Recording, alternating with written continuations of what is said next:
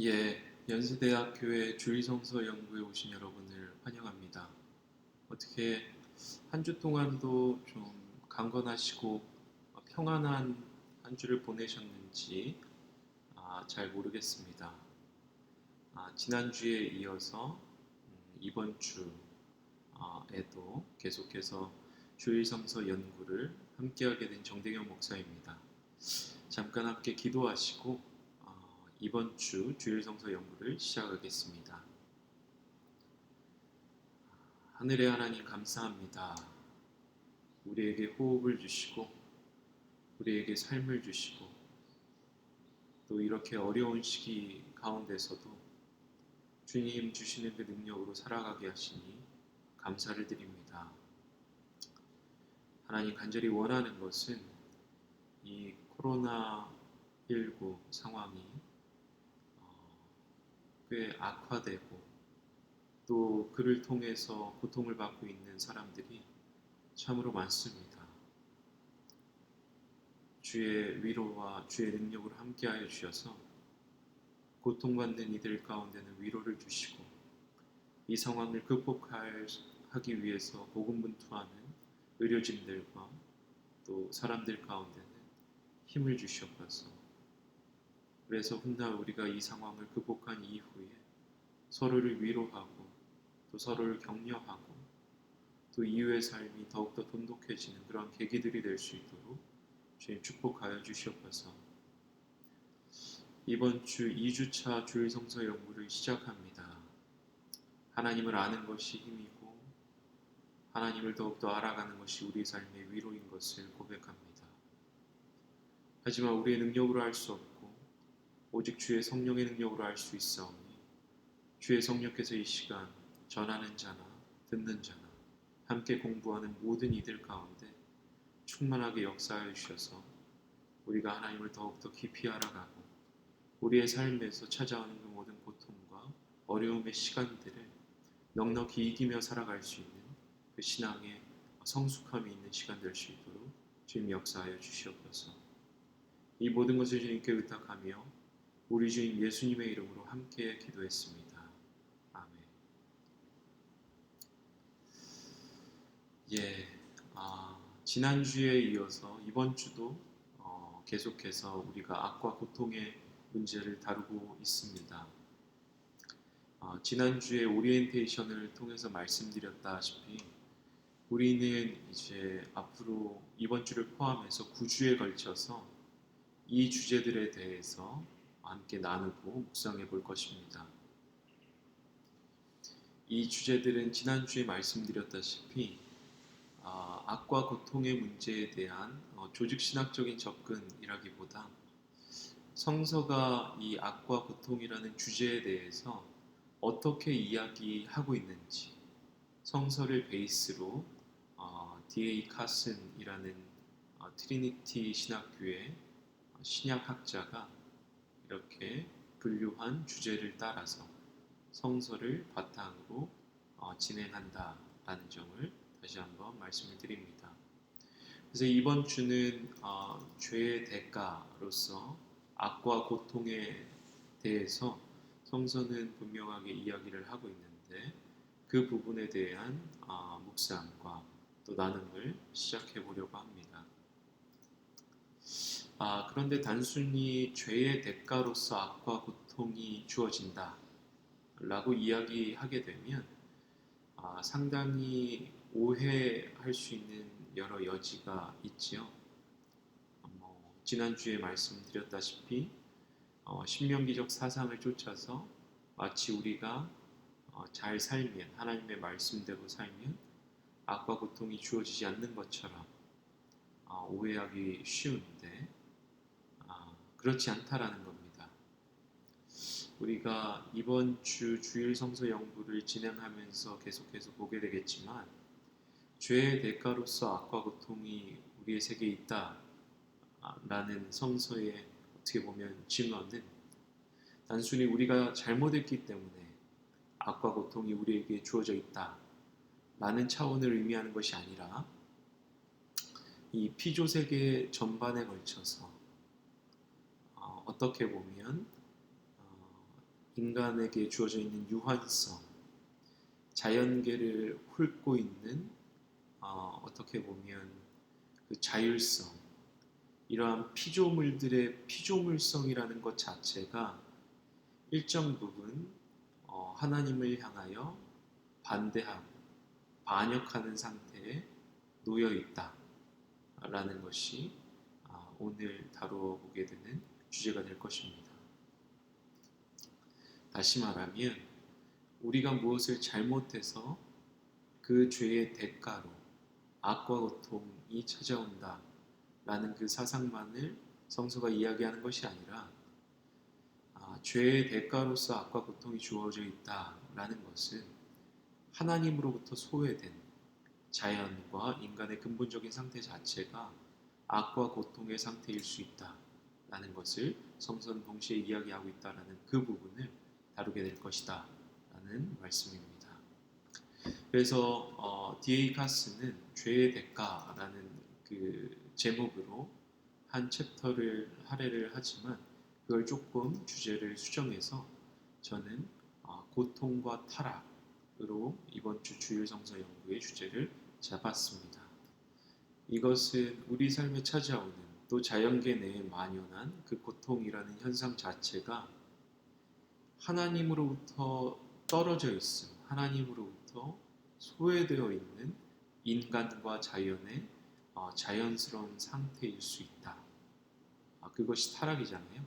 하나님과 떨어져 있다. 하나님으로부터 소외되어 있다라는 그 사실이 인간과 자연세계 전체에 걸쳐서 일정 부분 우리의 상태를 설명해 주는 하나의 개념일 것인데, 그렇다 보니까 하나님으로부터 소외되어 있는 이 타락 상태에 놓여 있는 인간과 자연은 자연스럽게 고통의 상태에 놓여 있게 됐다라는 게 성서의 증언인 것입니다.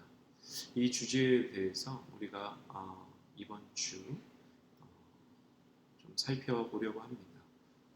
그래서 이번 주 타락의 결과로서 타락한 상태로서 피조세계에는 고통이 있다라는 이 주제에 대해서 접근할 때 우리는 이 세 가지의 순서로 접근을 해보려고 합니다.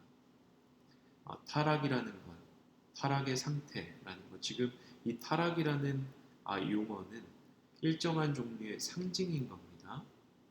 그래서 우리가 가지고 있는 전이해들을 좀 버리고 인간이 타락해 있다 혹은 자연이 타락해 있다라는 이 상징은, 다시 말씀드리면 하나님으로부터 피조세계와 인간과 자연이 분리되어 있다, 소외되어 있다 라는 그 실존적인 상태, 피조물적인 상태를 의미하는 단어가 개념이 타락이다 라는 것을 기억하셨으면 좋겠습니다. 하나님으로부터 소외되어 있고 하나님으로부터 멀어져 있다 보니까 자연과 인간의 삶, 자연의 상태와 인간의 삶에는 악이라는 것이 도래하고 있다. 그 부분을 보게 될 것이고요. 두 번째는 어떻게 보면 절대적인 선이신, 궁극적인 선이신 하나님, 그 하나님은 선하신 그 자체이고, 그 선하신 하나님은 피조의 상태, 피조물들이 타락해 있는 상태를 극복하시고 그 악들을 극복하시고 하나님의 뜻을 관철하실 그 능력이 있는 전능하신 하나님이다 라는 부분을 좀 대비해서 보려고 합니다. 피조물들은 하나님으로부터 떨어져 있고 그러다 보니까 악이라는 것이 만연해 있다라는 것을 우리가 먼저 본다라면, 그 이후에는 그럼에도 불구하고 선하신 하나님은 그 타락한 상태에 있는, 자신으로부터 멀어져 있고 소외되어 있는 그 상태에 있는 인간과 자연을 사랑하시고 끊임없이 찾아오시고 끊임없이 참아주시고 당신의 뜻을 끝끝내 실현시키실 전능하신 하나님이다 라는 부분을 우리가 좀 대비해서 보게 될 것이고요.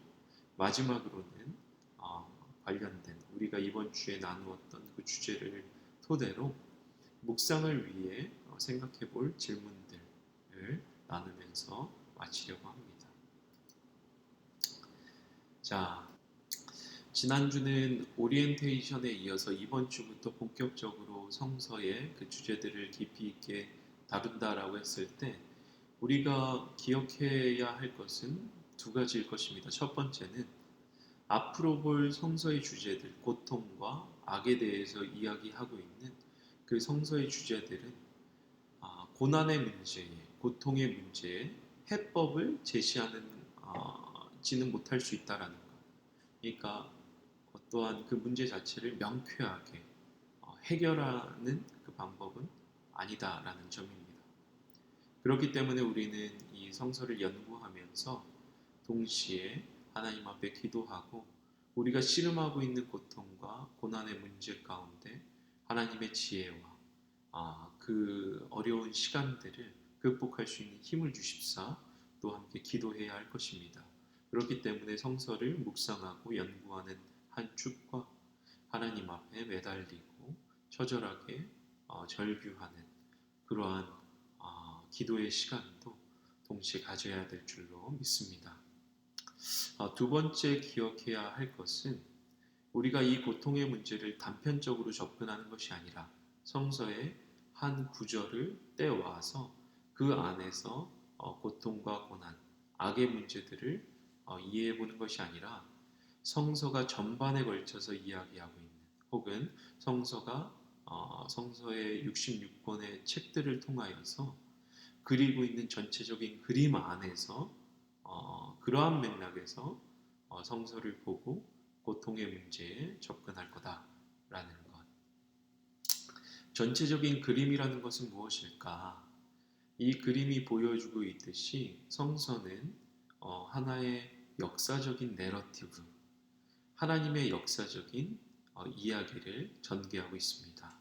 그 이야기라는 것은 하나님이 창조하시고 그럼에도 불구하고 피조물들은 타락해 있고 그 타락하고 하나님으로부터 소외된 그 피조 세계를 향하여서 주님께서 성육신하시고 십자가에 달려 죽으시고 부활하심으로 구원을 이루어가고 계신다라는 것. 그리고 그 구원은 끝끝내 하나님의 종말의 때에 완성될 거다라는 것. 이 도식을 어떻게 보면 이 거대한 서사적 이야기를 성서 전반은 성서의 66권은 하나의 큰 틀에서 역사적인 이야기를 하고 있다는 것을 전제하고 그 안에서 우리는 오늘날 우리가 경험하게 되는 피조세계 안에서의 고통과 고난, 악의 실제에 대해서 접근하게 될 것입니다. 그래서 창조의 이야기를 잘 보게 되면 우리가 잘 기억을 해보시면 창세기 1장에 하나님이 뭔가 말씀으로 만드시고 끊임없이 선포하시는 말씀이 있으시죠? 좋았더라, 좋았더라, 좋았더라.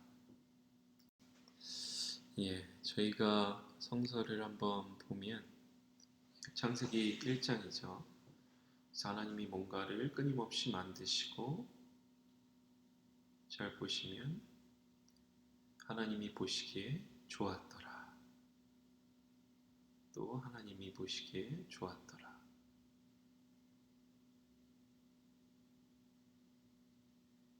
하나님이 보시기에 좋았더라. 그러니까 이러한 좋았더라라는 구절의 반복에 대해서 성서학자들은 하나님이 만드신 그 피조물들,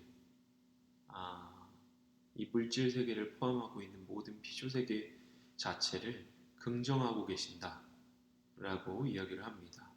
그렇기 때문에 존재하는 것 자체는 본질적으로는 선하다라는 것을 의미하는 것이죠. 그리고 2장의 에덴 동산의 어떻게 보면 창조, 그 안에서의 아담과 하와, 또 모든 생명체들에 관한 창조에는 수고와 땀이 없는 열매가 에덴 동산에는 최초 상태에 열리게 되잖아요. 수고하지 않아도, 땀 흘리지 않아도 열매들이 맺혀 있는 상태에 대해서 에덴 동산 이야기를 하고 있는데 1장에 좋았더라라는 하나님의 선포의 반복과 2장의 에덴 동산의 그 수고와 땀 없이도 열매가 맺혀지고 있는 그 상태는 본래 피조된 세계라는 것은 좋은 것, 창조라는 것은 선한 것이라는 사상이 깔려 있다라고 보시면 됩니다. 그렇기 때문에 창조 그 자체는 선한 것이다. 존재하는 것은 그것 자체로 선하다. 그럼에도 불구하고 성서는 타락의 사건에 대해서 이렇게 기록하고 보고하고 있죠. 앞서 서두에도 말씀드렸다시피 우리는 타락 이야기를 한 개인의 윤리적인 문제 혹은 종교적인 명제를 위반한 것으로 보통 오해하고 쉽게 이야기를 합니다. 그런데 그렇게 단순하게 접근할 수 있는 문제가 아니라 그 타락 이야기, 타락 내러티브라는 것은 존재하고 있는 것은 선함에도 불구하고 피조된 존재라는 것은 궁극적인 실제인 하나님과 소외되어 있고 하나님으로부터 멀어져 있다라는 것을 일정 부분 보여주고 있는 형국인 것입니다. 다시 말해서 타락이라는 것은 한 개인이 죄를 범하는가 범하지 않는가의 차원이 아니라 이 땅에 존재하는 모든 피조물들은 일정 부분 하나님으로부터 괴리되어 있고 하나님으로부터 소외되어 있고 우리의 능력으로 하나님을 따를 힘이 없는 그러한 존재다. 다시 말해 우리의 본래 상태는 하나님의 선에 의해서 좋음에 의해서 만들어졌지만 그럼에도 불구하고 우리의 자율성과 자유의지는 완벽하지 않다. 우리의 삶은 완벽하지 않다. 자연이라는 것은 완벽하지 않다. 그 부분을 보여주고 있는 대목이 타락 사건이고 타락 내러티브인 거죠. 이러한 방식의 이해는 로마서 3장 9절에 그 구절에도 잘 나타나 있습니다. 우리가 한번 찾아보면 이것이 로마서 3장 9절인데요. 바울의 이야기인 거죠. 그러면 어떠하냐? 우리는 나으냐? 결코 아니라. 유대인이나 헬라인이나 다 죄 아래에 있다고 우리가 이미 선언하였느니라. 여기서 죄 아래에 있다라고 기록되어 있는 헬라어 원문을 보면 죄는 하마르티안으로 기록되어 있습니다. 그런데 이 하마르티안이라는 단어는 어떠한 개인의 윤리적인 행위와 관련된 것이 아니라 상태를 의미하는 거죠. 다시 말해서 본래 그 사람이 혹은 그 공동체가 혹은 자연적인 피조물들이 따라야 하는 혹은 누려야 하는 정당한 상태로부터 벗어나 있는 상태, 그걸 의미하는 겁니다. 그래서 결국에는 죄 아래에 모든 사람이 놓여 있다라는 사도 바울의 증언은 모든 사람들은 일정 부분 우리가 봤을 때 선하건 선하지 않건 옳건 옳지 않던 하나님으로부터 괴리되어 있는 상태, 하나님으로부터 소외되어 있는 상태, 하나님으로부터 멀어져 있는 상태에 놓여 있다라는 것을 의미합니다. 그러다 보니까 그 상태에 놓여 있는 하나님에 이르지 못하는 자연과 인간 모두를 회복시키고 구속하시기 위해서 주님께서 이 땅에 오신 거잖아요. 그래서 성육신 사건이라는 것은 단순히 십자가와 부활뿐만 아니라 주님께서 하나님의 본체이신 제2위격이신 성자께서 자신을 비우시고 이 땅 가운데 인간의 모습으로 인간의 모양으로 나타나셨다라는 그 사건 자체는 자기의 힘으로 하나님에게 갈 수 없는 그 피조물들을 끌어안으시는 그들과 연합하시기를 원하시는, 그렇게 연합하고 그들과의 소외된 상태, 하나님으로부터 멀어져 있는 그 상태 자체를 끌어안으시고 변혁시키시는 하나님의 능력으로 보실 수가 있는 겁니다. 그리고 그 구원의 능력은 성령에 의해서 계속해서 지속이 되고 있죠. 교회에게 위임하신 그 사건을 토대로. 그래서 종말에 가서는 우리는 이 모든 것들이 회복될 것이다 라는 그 이야기를 성서를 통해서 듣게 되는 것입니다. 그렇기 때문에 이 전체적인 성서의 그림 안에서 우리는 고통과 고난의 문제를 접근해야 할 것입니다. 그래서 D.A. 카슨 같은 경우에는 우리가 교재로 선택했던 이 책, 위로의 하나님, 이 책의 60쪽에서 이렇게 이야기를 합니다. 성경의 시작과 마지막 사이에는 악이 있고 고난이 있다. 악은 고난의 주요 원인이고 반역은 고통의 뿌리이며 죄는 죽음의 근원이다. 다른 말로 풀이하자면 아무리 선한 사람이라도 어떻게 보면 불의의 사고나 자연적인 재해를 통해서 고통을 받을 수도 있고, 우리가 아무리 선하게 노력하며 살더라도 우리의 삶에 고통이 일어날 수 있는 것은 이 피조세계 전반이 하나님으로부터 괴리되어 있고 하나님으로부터 소외되어 있고 하나님의 뜻을 따르기를 거부하는 상태에 놓여 있기 때문에, 그렇기 때문에 그 결과로서 고통은 찾아올 수 있다는 것이 오늘의 전반적인 내용들의 개괄적인 설명이라고 이해할 수 있을 것입니다. 그래서 좀 전에 했던 이야기들을 조금 더 디테일하게 들어가 보면서 다루어 보겠습니다.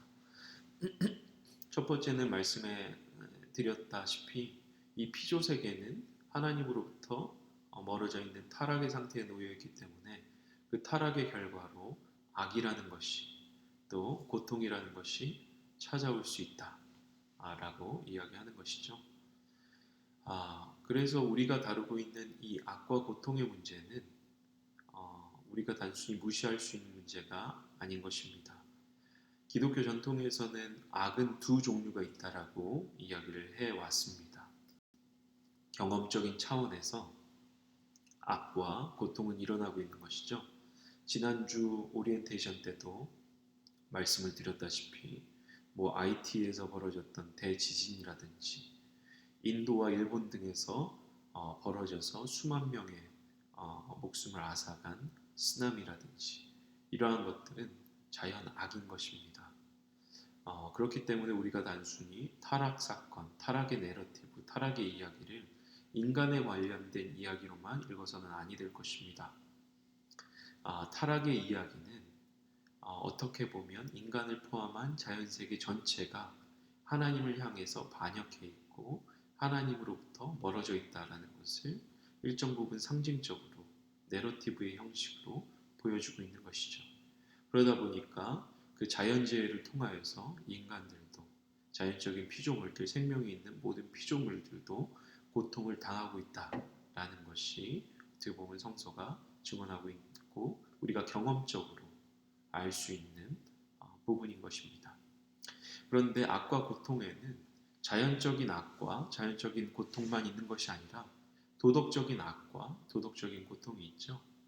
최근 계속해서 벌어지고 있었던, 그리고 앞으로도 계속 벌어지고 있는, 정말 일어나서는 안 되는 일 중에 그 엠번방 사건, 조주빈이라는 사람을 중심으로 벌어졌던 성착취, 또 미성년자 성폭행과 성착취, 이러한 사건들은 대표적인 도덕 악이라고 볼 수가 있습니다.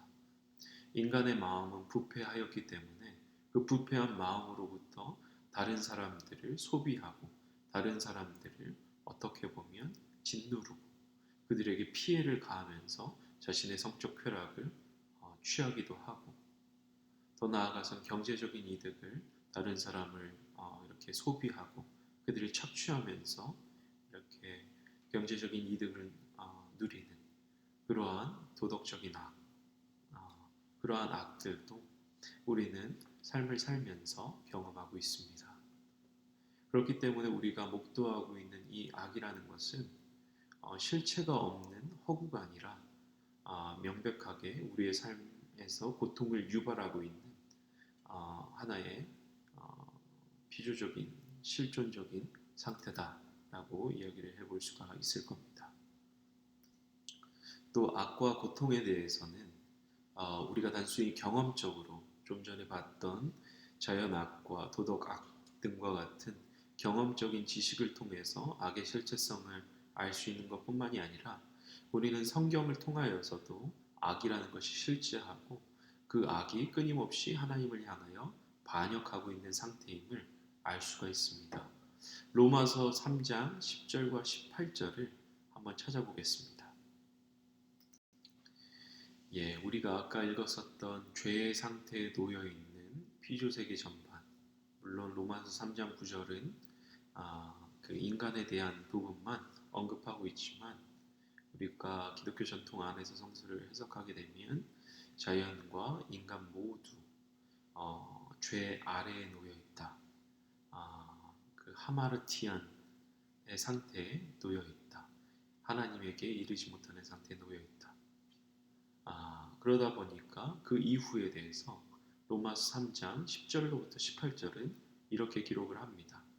기록된 바 의인은 없나니 하나도 없으며 깨닫는 자도 없고 하나님을 찾는 자도 없고 다 치우쳐 함께 무익하게 되고 선을 행하는 자는 없나니 하나도 없도다.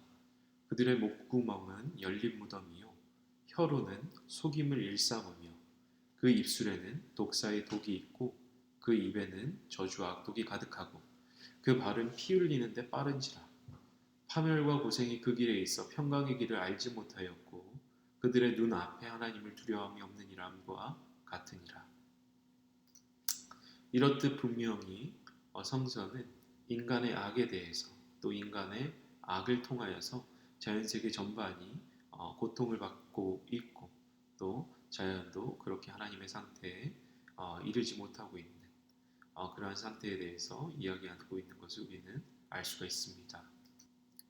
자, 여기서 우리가 던질 수 있는 질문은 우리 스스로에게 좀 던져볼 수 있는 질문은 좀 전에 읽었었던 그 로마서의 말씀이 나에게는 또 우리가 생각할 수 있는 모든 종류의 궁극적인 선을 행했던 그 성인들에게는 적용되지 않을까? 예를 들면 마하트마 간디라든지 아니면 종교개혁의 어떻게 보면 선구자였던 마르틴 루터라든지 아니면 칼빈이라든지 오늘날로 따지면 무수히 많은 사람들, 소위 공덕을 쌓아가고 있는 그 사람들은 이러한 그 악의 실제 혹은 피조물적인 상태, 죄의 상태에 참여하고 있지는 않은지 우리가 한번 생각해 볼 수가 있겠죠. 제가 영상을 하나 준비했습니다. 이 영상을 보고서 같이 이야기를 계속 나눴으면 좋겠습니다.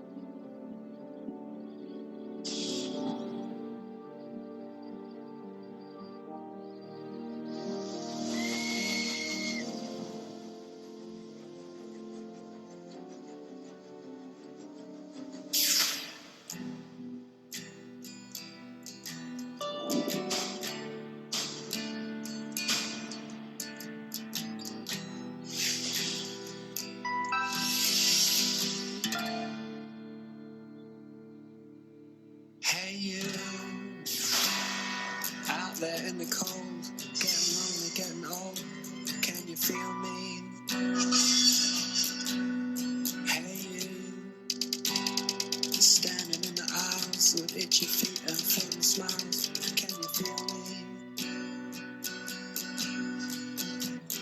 Hey you, don't you help them to bury the lie. Don't give in without a fight. Hey you, out there on your own, sitting naked by the phone, would you touch me?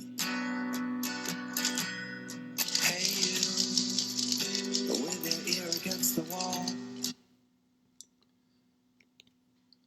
예, 좀 전에 봤던 그 영상은 한나 아렌트라는 철학자가 썼던 예루살렘의 아이히만이라는 책, 실제 있었던 거죠. 전범이었던 그 아이히만이라는 그 나치의 장교가 붙잡히게 되고 재판에 회부되었을 때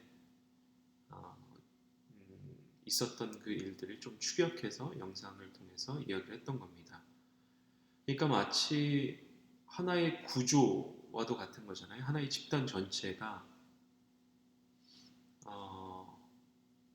악의 구조를 가지고 있다면, 그 집단 전체가 악을 향해서 내달리고 있다면, 그 집단 안에서 아무리 열심히 하고 아무리 근면성실하고 아무리 그 집단에 충성하는 착한 행위를 하더라도 그 집단 안에 있는, 그 구조 속에 있는 그 사람은 어떻게 보면 죄인일 것입니다. 그러니까 성서는 그 부분을 이야기를 하고 있는 거예요. 그러니까 피조세계 전체가 하나님으로부터 소외되어 있고 하나님으로부터 반역되어 있는 상태에 놓여 있는 거죠. 거대한 피조세계 하나의 집단 안에 그 하나님을 멀리하고 있는, 하나님으로부터 소외되어 있는 그 상태 안에 피조된 자들, 피조된 존재들 모두 들어가 있다라면 그것 자체가 죄된 상태, 악한 상태 혹은 타락한 상태를 보여주고 있다라는 겁니다. 그렇기 때문에 우리가 하나님이 아닌 이상 우리는 피조물로서 피조된 상태, 하나님으로부터 반역되어 있는 그 상태 안에서 살아가고 있기 때문에 우리가 아무리 선한 일을 하더라도, 우리가 아무리 근면성실하게 살아가더라도, 우리가 아무리 피조세계를 위해서 헌신하며 살아갈지라도 선 그 자체이신 하나님으로부터 괴리되어 있는 상태 안에서 우리는 악의 구조 속에서 소외된 상태 속에서 죄된 상태 속에서 살아가고 있기 때문에 여전히 우리는 의인이 아닌 것입니다. 피조물들도 마찬가지인 것이고요. 그래서 좀 전에 봤던 로마서의 3장은 때로는 우리에게 되게 가혹하게 느껴질 수도 있고 상당히 스트릭하게 느껴질 수도 있을 것입니다. 그럼에도 불구하고 성서는 그러한 방식으로 인간과 자연 모두에 대해서 우리 모두는 하나님으로부터 소외되어 있고 멀어져 있고 하나님 없는 상태에서 살아가고 있다. 그 안에서 살아가다 보니까 행하는 모든 종류의 행위들은 그릇된 것이다 라는 증언을 하고 있는 것입니다. 자, 두 번째로 우리는 하나님의 선하심과 전능성, 그러니까 좀 전에 이야기했던 피조물들의, 피조세계 전체의 타락성에 대해서, 죄성에 대해서, 악함에 대해서, 괴리되어 있음에 대해서, 하나님으로부터 괴리되어 있음에 대해서 이야기를 해왔다면, 하나님으로부터 멀어져 있는 그것 자체가 타락이고 악이라면, 궁극적인 선이신 하나님으로부터 멀어져 있는, 하나님이 부재되어 있는, 하나님이 없는 상태가 악함이고 죄고 타락이라면 지금 두 번째 섹션에 있어서는 하나님의 선하심이 무엇이고 하나님의 전능하심이 무엇인지를 이야기를 해볼 겁니다. 그에 앞서서 좀 전까지 이야기했던 그 하나님의 선하심과 대비되고 있는 그 하나님의 타락에 대해서 한 가지만 짚고 넘어가면, 제가 계속해서 시작부터 인간만 타락해 있는 것이 아니라, 인간만 그 하나님으로부터 소외되어 있는 것이 아니라 피조세계 전체가 하나님으로부터 소외되어 있고, 피조세계 내에 존재하고 있는 자연현상 모두, 자연적 존재자들 모두 다 하나님으로부터 소외되어 있고, 어떻게 보면 악한 상태에 있고 하나님을 향해서 반역해 있는 상태이다 라는 걸 성서가 이야기한다라고 말씀을 드렸잖아요. 그 부분을 짚고서 넘어갈 겁니다. 그래서 기독교 교리, 전통 교리에 보면 피조된 세계는, 피조물들은, 피조세계 전반은 무로부터 창조되어 있다라고 이야기를 하고 있죠. 그래서 크리아치오 엑스 니힐로라고 그 전통 교리에서는 이야기를 합니다. 그런데 이 부분과 관련되어서 성서는 어떠한 부분들을 이야기하는가 하면, 도대체 무로부터 창조되어 있다라는 것은 무엇일까? 이 무라는 것은 무엇이고, 무로부터 하나님이 창조하신다라는 건 무엇을 의미하는 것일까? 우리가 시편 74편 12절과 17절, 또 창세기 1장 1절을 잠깐 보겠습니다. 이 부분이 시편 74편이고요. 우리는 이 중에서 12절부터 17절을 볼 겁니다. 12절부터 17절 읽어드리면, 하나님은 예로부터 나의 왕이시라 사람에게 구원을 베푸셨나이다. 주께서 주의 능력으로 바다를 나누시고 물 가운데 용들의 머리를 깨뜨리셨으며, 리어와 야단의 머리를 부수시고 그것을 사막에 사는 자에게 음식물로 주셨으며, 주께서 바위를 쪼개어 큰 물을 내시며 주께서 늘 흐르는 강들을 마르게 하셨나이다. 낮도 주의 것이요 밤도 주의 것이라. 주께서 빛과 해를 마련하셨으며 주께서 땅의 경계를 정하시며 주께서 여름과 겨울을 만드셨나이다. 지금 이게 무슨 말일까? 하나님이 언제 바다 혹은 물, 바다의 용들과 싸우셨고 리오와 야단의 머리를 부수셨을까? 지금 이게 뭘 의미하는 걸까? 일군의 구약학자들과 신학자들은 이 구절을 창조에 대한 이해와 결부시켜서 이야기를 합니다. 물론 홍해 사건, 홍해를 갈랐던 그 사건으로 보는 학자들도 꽤 많이 있습니다.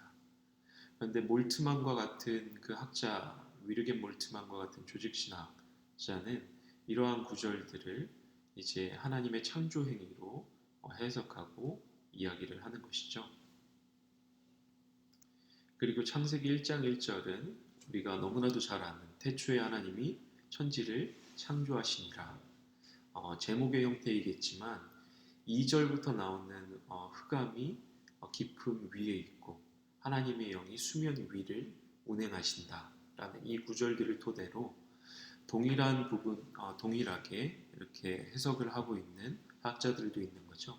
다시 말해서 하나님이 무로부터 창조하셨다라는 것은 무엇을 의미하는가 하면, 이 무 혹은 시편과 창세기 1장 2절 등에서 표현되고 있는 이 수면, 시편에서의 물, 바다의 괴물이라는 것은, 하나님이 무로부터 창조하셨다라는 것은 하나님을 향해서 끊임없이 반역하고 있는 그러한 피조 세계 가운데서, 카오스적인 세계 가운데서 하나님이 하나님의 뜻을 이루어 가신다. 하나님께서 질서를 잡아 가신다. 하나님께서 하나님의 것들을 만들어 가신다 라는 이야기로 이해할 수 있다라는 겁니다. 그렇기 때문에 이 무라는 것은 하나님의 없음의 영역, 하나님의 부재의 공간, 그렇기 때문에 하나님이 없다라는 것 자체가 그것 자체로 악인 겁니다. 그리고 이 하나님의 없음은 끊임없이 하나님을 향하여 반역하는 그러한 존재로 이해할 수 있다는 거죠. 그래서 무로부터 하나님이 창조하셨다라는 것은 하나님이 없음의 그 공간으로부터, 끊임없이 하나님을 향하여 반역하는 그러한 공간으로부터 하나님이 하나님의 일들을 이루어가고 계신다라는 것을 의미하는 것이 무로부터의 창조이다 라고 볼 수가 있을 겁니다. 그렇게 본다면 피조세계라는 것 자체의 근원이라는 것은 무이기 때문에 하나님을 향해서 끊임없이 반역하는 세계가 바로 피조의 세계, 피조의 공간이기 때문에 하나님 없는 그 상태에서 자연스럽게 찾아오는 것은 하나님을 향한 반역이고 하나님을 향한 악이고 그로부터 고통이 도래할 수 있다라는 것을 의미하는 겁니다. 그렇기 때문에 악과 고통이라는 것은 하나님으로부터 오는 것이 아니라 도리어 피조물 그 자체, 피조된 공간 그 자체, 피조된 세계 그 자체, 무로부터 오는 것이다 라고 볼 수가 있을 것입니다. 그러한 무의 세계 혹은 무의 영역, 피조의 세계, 하나님을 향해 반항하고 반역하는 그 세계를 극복하시는 그 하나님의 능력이 하나님의 선하심으로부터 오고 있고 이 하나님의 선하심은 피조된 세계의 그 악함과 대비되고 있다라는 것이죠. 그래서 우리는 부지불식간의 고통의 문제와 결부되었을 때 이 고통과 이 악함이 혹여나 하나님으로부터 오고 있는 것은 아닐까라고 생각해 볼 수 있는데 착각해 볼 수 있는데 그렇지 않다라는 것이 성서의 증언인 것입니다. 제가 굳이 하나님의 선하심과 관련되어 있는 구절들은 찾아보지 않겠습니다. 이미 시간이 많이 지났기 때문에 이 구절들을 한번 찾아보시면 좋을 것 같아요. 하나님이 악한 자들, 하나님을 향해서 반역하는 자들을 향해서 끊임없이 참고 계시는 요나서도 그렇고 니느웨 성을 향한 하나님의 참으심, 아모리 사람들을 향하신 하나님의 인내하심들, 그리고 하나님 그 자체로 선하심들을 이제 다루고 있는 거죠. 그래서 우리가 하나님의 선하심에 대해서 하나님의 오래 참으시고 하나님을 향하여 반역하는 자들을 향하여 오래 참으시고 자비를 베푸시는 하나님의 그 선하심이 성서의 곳곳에 들어가 있습니다. 그리고 우리가 이러한 구절들을 토대로 그리고 이러한 구절들을 해석해온 기독교 전통과 그 해석학적 전통 안에서 피조의 세계라는 것은 하나님을 향하여 그것 자체로 반역하고 반항하고 있는 세계다라는 것을 이해해 볼 수가 있겠죠. 그렇게 된다면 악과 고통이라는 것은 선한 하나님으로부터 오는 것이 아니라 피조 세계의 그 본질로부터 피조된 세계의 그 자연적인 상태로부터 나타나고 있는 것이 바로 악과 고통이다 라고 볼 수가 있을 것입니다. 그런데 이 악과 고통이라는 것은 하나님에 의해서 이렇게 회복이 되고 구원이 될 것입니다. 오늘은 제가 근 1시간 정도 이제 진행을 하게 될 것 같네요. 원래는 한 30분 정도만 이렇게 부탁을 받았었는데 온라인 강의 특성상 시간 배분이 쉽지 않은 것 같습니다. 그래서 제 마음이 약간 조급해져서 이제 미리 좀 양해를 구하는 말씀을 드리자면 오늘 성경 공부는 한 1시간 정도 진행이 될 것 같으니까 마음을 편하게 생각하시고 바쁘신 일이 있으신 분들은 잠깐 끊었다가 돌아오셔서 들으시면 좋을 것 같습니다. 계속 진행을 해보면 이 창조라는 것 자체가 창조와 타락이라는 것 자체가 시작되는 그 시점에 피조물적인 한계가 있었다. 피조된 세계 자체가 타락되어 있는 상태이고 하나님으로부터 괴리되어 있는 상태, 하나님을 향하여 끊임없이 반역하고 있는 상태였다면 이 반역한 상태, 하나님을 끊임없이 지금도 멀리하고 있는 상태 가운데 하나님은 피조된 세계, 하나님을 향하여 반역하는 그 세계와 화해하시기 위해서 성자를 보내셨고 십자가와 부활 사건, 성육신과 십자가, 부활 사건을 토대로 화해하는 사역을 시작하셨다라는 겁니다. 그렇기 때문에 결국에는 이 모든 악과 고통이 떠나가고 피조된 모든 것들이 하나님을 향해서 더 이상 반역하지 않고, 그렇기 때문에 악과 고통이라는 것이 더 이상 존재하지 않는 그 상태는 결국에 종말에 가서 완성될 것이다 라는 겁니다. 몰트만 같은 신학자는 그렇기 때문에 현재라는 것은 아직 일반적인 부활, 모든 것들이 하나님 안에서 회복되기 이전의 상태이기 때문에 우리는 예수님께서 십자가에 달려 죽으신 그 금요일과 예수님께서 부활하셨던 그 주일, 일요일 사이인 토요일을 지나고 있다라고 이야기를 하고 표현하기도 합니다. 다시 말해서 모든 하나님을 향한 반역과 피조물적인 죄와 타락의 그 상태가 극복되는 것은 지금 현재가 아니라 모든 것들이 화해되는 그 화해의 완성이 이루어지는 종말이라는 것. 그때에는 피조물 안에서 하나님을 향한 그 반역이 멈춰지고 하나님은 모든 피조물들 가운데 하나님이 없는 그 상태와 공간들 가운데 역사하실 것입니다. 그것에 대해서 고린도전서 15장은 이야기를 하는데 한번 찾아보겠습니다. 고린도전서 15장 21절부터 28절을 제가 읽어드리면, 사망이 한 사람으로 말미암았으니 죽은 자의 부활도 한 사람으로 말미암는도다. 아담 안에서 모든 사람이 죽은 것 같이 그리스도 안에서 모든 사람이 삶을 얻으리라. 그러나 각각 자기 차례대로 되리니 먼저는 첫 열매인 그리스도요, 다음에는 그가 강림하실 때에, 종말인 거죠, 그리스도에게 속한 자요, 그 후에는 마지막이니 그가 모든 통치와 모든 권세와 능력을 멸하시고 나라를 아버지 하나님께 바칠 때라. 그가 모든 원수를 그 발 아래에 둘 때까지 반드시 왕노릇 하시리니 맨 나중에 멸망받을 원수는 사망이니라.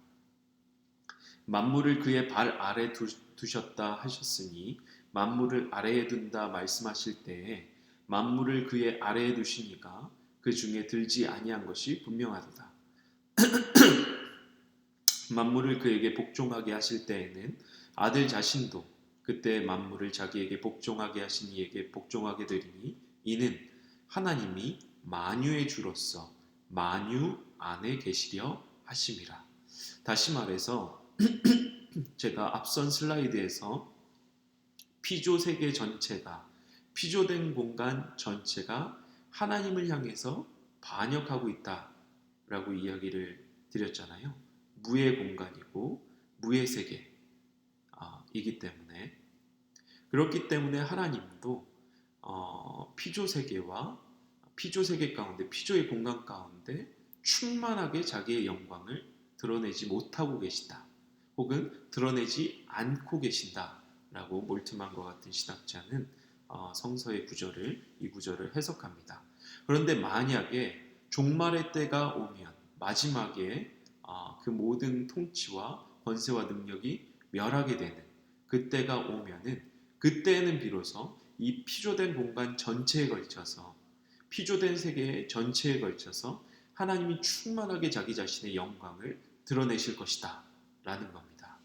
그때가 도래하면 그때에는 더 이상 하나님을 향한 반역도 없고 하나님을 향한 죄도 없고, 그렇기 때문에 하나님을 향한 악도 없으며, 그렇기 때문에 고통과 고난이 없을 것이다 라는 거죠. 그때 하나님이 자신의 영광을 다 드러내실 것이기 때문에 그때에는 하나님을 아는 지식이 편만해질 것이다. 그 가운데 하나님을 향한 사랑이 완성이 되고 하나님과 피조된 세계 전체는, 하나님과 자연, 하나님과 인간은 온전한 연합을 이루게 될 것이다 라고 이야기를 하는 겁니다. 그래서 어떻게 보면 고통과 고난의 문제는 종말에 가서 그 모든 것이 해결이 될 것이다 라는 것을 성서는 이야기하고 있는 것입니다. 미래에 온전히 그것이 해결될 것이다 라는 것이죠. 그렇다면 현재에는 우리는 무엇을 바라며 무엇을 구하며 살아가야 할 것인가? 우리는 끊임없이 하나님의 선하심을 기억해야 할 것입니다. 동시에 하나님의 전능하심을 바라보아야 할 것입니다. 이 하나님의 전능하심이라는 것은 악을 선으로 바꾸시는 능력을 의미하는 것이죠. 이 창세기 50장 20절은 어떤 부분입니까? 요셉의 고백인 거죠.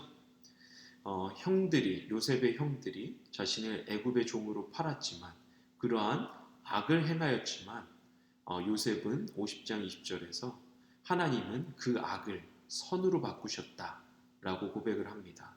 다시 말해서 하나님의 전능하심이라는 것은 피조된 세계가 끊임없이 하나님을 향하여 반역하더라도 그러한 맥락에서 자연의 재해도 일어나고 인간의 도덕적인 악들도 일어날지라도 그러한 매시브한 악을 통해서 하나님이 굴복하지 않으시고 그러한 그 악을 선으로 바꾸시는 그 역사가 하나님의 능력 안에 있다. 그러한 하나님의 전능하심이 있다라는 것을 의미하는 것입니다. 그렇기 때문에 하나님을 끝까지 신뢰하는 하나님의 전능하심을 끝까지 믿는 그러한 그 신앙이 요구되는 것이 오늘 성서를 토대로 우리가 알 수 있는 것입니다. 그래서 카슨 같은 경우에도 자신의 책에서 이렇게 이야기를 합니다. 만일 사람의 분노조차 하나님께 영광이 된다면 그것은 인간의 분노가 본래 선하기 때문이 아니라 이 구조를 토대로 하나님께서 그 악을 그의 영광으로 바꾸시기 때문이다 라고 이야기를 하고 있습니다. 그래서 오늘 성서 연구를 토대로 우리가 묵상하고 생각하고 씨름해야 될 것은